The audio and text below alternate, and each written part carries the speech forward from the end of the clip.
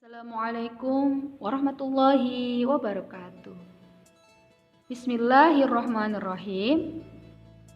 Alhamdulillahirabbil alamin. Wassalatu wassalamu ala Rasulillah sallallahu alaihi wasallam. Adik-adik semua, selamat siang. Bagaimana kabar kalian hari ini? Sehat? Bahagia? Ada yang sedang sakit atau ada yang sedang malas? Pastinya macam-macam ya. Tentunya ibu berharap yang terbaik ya. Semoga baik-baik saja. Yang malas semoga tidak malas lagi, menjadi anak yang lebih rajin. Yang sakit saat ini semoga cepat sembuh ya. Semoga cepat sembuh dan semangat lagi untuk mengikuti pelajaran dari ibu dan bapak guru yang lain. Ananda semua yang soleh dan soleha, yang rajin belajar, yang cinta kepada Allah, cinta kepada Rasul, cinta kepada Quran. Oke, semoga Ananda semua tetap semangat. Baiklah adik-adik, kita lanjutkan ya pelajaran kita. Pelajaran tema 2E di halaman 106, pembelajaran 5 sampai pembelajaran 6, pembelajaran terakhir pada buku paket ini. Ananda semua. Oke, sekarang kita mulai pelajaran pertama. Muatan PPKN. Nah, di sini adik-adik akan belajar tentang pengamalan sila keempat Pancasila. Sebelumnya adik-adik sudah berkali-kali belajar pembelajaran ini. Di sini akan ibu-ibu ingatkan kembali ya, supaya tidak lupa. Adik-adik semua ada sebuah percakapan di halaman 106 ini. Silahkan nanti dibaca di rumah ya. Di dalam percakapan ini terdapat sebuah pengamalan sila keempat Pancasila. Apa itu sila keempat Pancasila adik-adik? Masih ingat ya? Sila keempat Pancasila itu adalah apa sayang? Kerakyatan yang dipimpin oleh hikmat kebijaksanaan dalam permusyawaratan perwakilan. Kerakyatan yang dipimpin oleh kebijaksanaan ya. Jadi kerakyatan itu maksudnya seperti adik-adik ya, seperti kita makhluk sosial namanya. Makhluk sosial yang masih membutuhkan orang lain. Jadi sebuah keputusan atau kebijaksanaan harus dilakukan secara diskusi. Oke.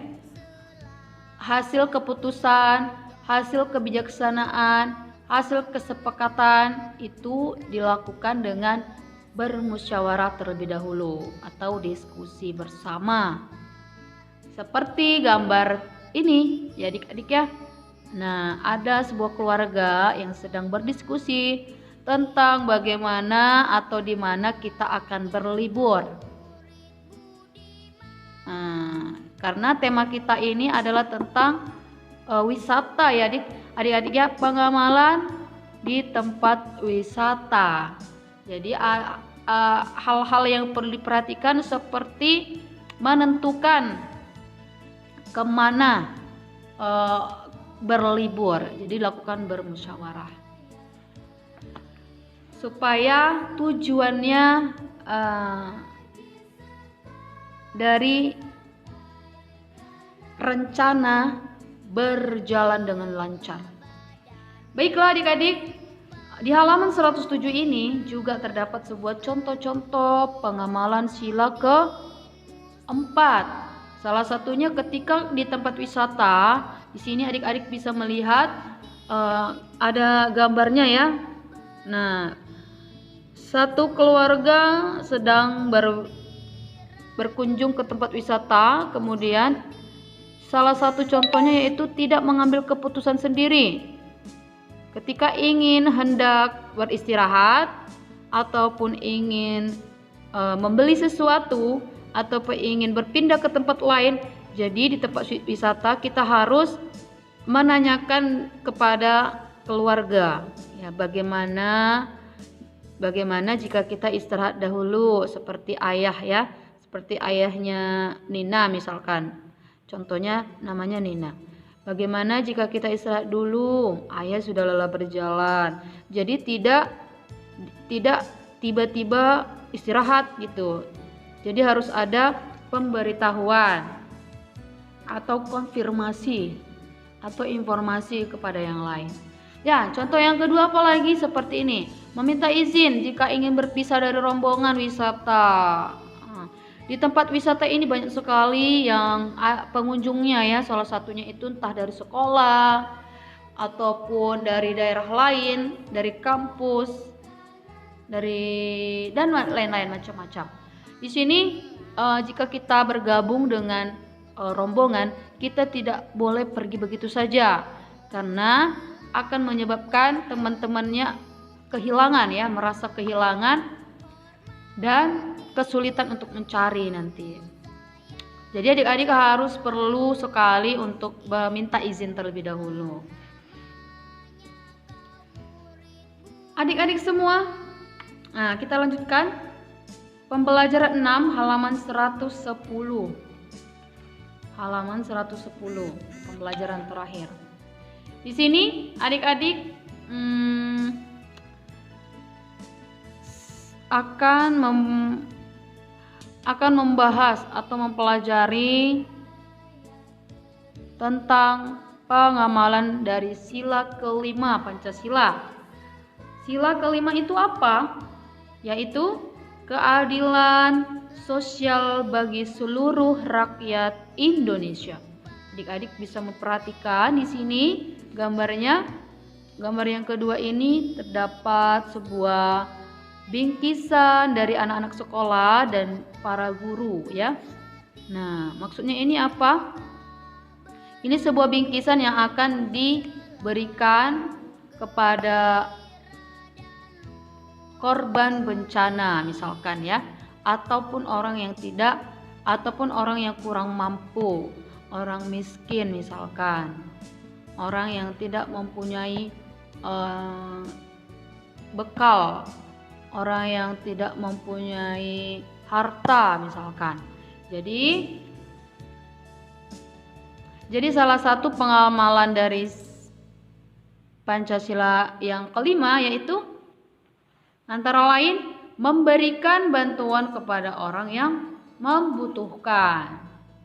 Kedua, melaksanakan hak dan kewajiban dengan baik, tidak bersikap boros, menjaga fasilitas umum. Bagaimana pengalamanmu menerapkan sila kelima Pancasila dalam kehidupan sehari-hari? Coba ceritakan pengalamanmu tersebut. Jadi adik-adik, salah satu dari contoh-contoh tersebut boleh dan wajib ya, silakan, wajib untuk diamalkan ataupun diterapkan. Ketika teman kita sedang kesulitan, kita bantu ya. Tetangga kita sedang sakit misalkan, kita jenguk. Hidup secara hemat, tidak bersikap boros ya. Hidup secara hemat. Jadi belilah sesuatu sesuai dengan kebutuhan adik-adik. Karena apa? Masih banyak yang membutuhkan. Misalkan kita boros, jadi sayang sekali ya, karena masih banyak yang sedang membutuhkan itu. Misalkan makan nasi ya adik-adik, jika kalau makan itu jangan banyak-banyak ngambil nasinya, takutnya tidak habis. Jadi ambillah sedikit dulu, jika masih kurang ambil lagi sedikit lagi. Jadi tidak ada makanan yang tersisa. Oke. Bu, bagaimana misalkan contohnya di tempat wisata? Salah satunya yaitu mengikuti mengikuti aturan yang ada dengan ikut mengantri. Di tempat wisata itu pasti ada loket antrian ya. Jadi adik-adik tidak boleh rebutan barisan. Jadi harus antri, harus disiplin. Berantri sampai ke belakang. Jadi supaya apa? Supaya tertib dan tidak terjadi keributan ataupun kekacauan. Selanjutnya kita lanjutkan halaman 112 adik-adik. Nah, halaman terakhir ya. Adik-adik semua, di sini ada beberapa macam pohon. Ada pohon mangga, ada pohon salak. Ini pohon salak, mangga, dan pohon rambutan ya adik-adik ya. Masing-masing ini memiliki jarak. Ada jarak pohon mangga dengan pohon rambutan itu 125 meter. Dan jarak pohon rambutan dengan pohon salak itu pohon rambutan dan kebun salak atau pohon salak ini itu jaraknya 900 cm. 900 cm ini jika satuannya dirubah ke meter berapa? Sama dengan 9 meter. Oke, yang menjawab benar berarti nilainya 100 ya. 9 meter. Bagaimana soal ceritanya? Coba dengarkan yang akan Ibu sampaikan ini. Dengarkan baik-baik dan konsentrasi.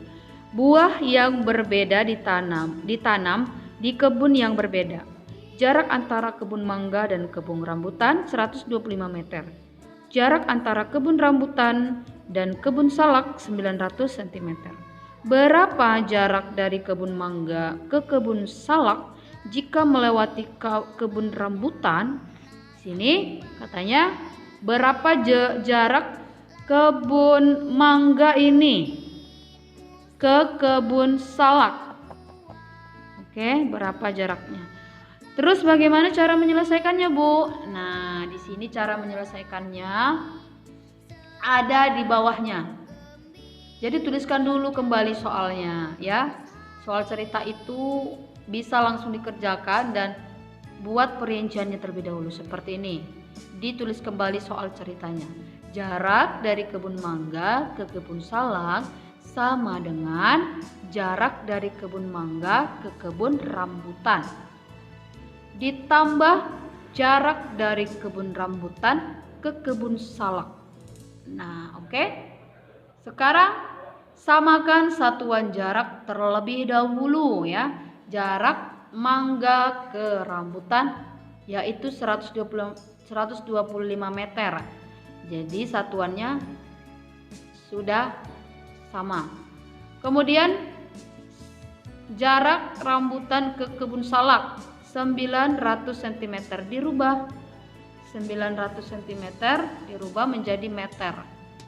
125 meter ditambah 9 meter. Karena sudah satuannya sama, langsung saja dijumlahkan. 125 ditambah 9 hasilnya adalah 134 meter. 124 meter. Oke? Atau bisa juga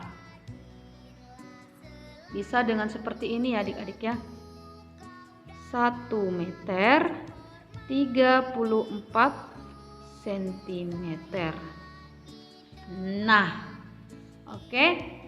Ini 134 meter itu sama dengan 1 meter 34 cm adik-adik. Paham ya adik-adik semuanya? Sangat mudah. Tapi cara mudah untuk menyelesaikan soal cerita itu dipahami dulu ya, soalnya dipahami supaya tidak salah menjumlahkan.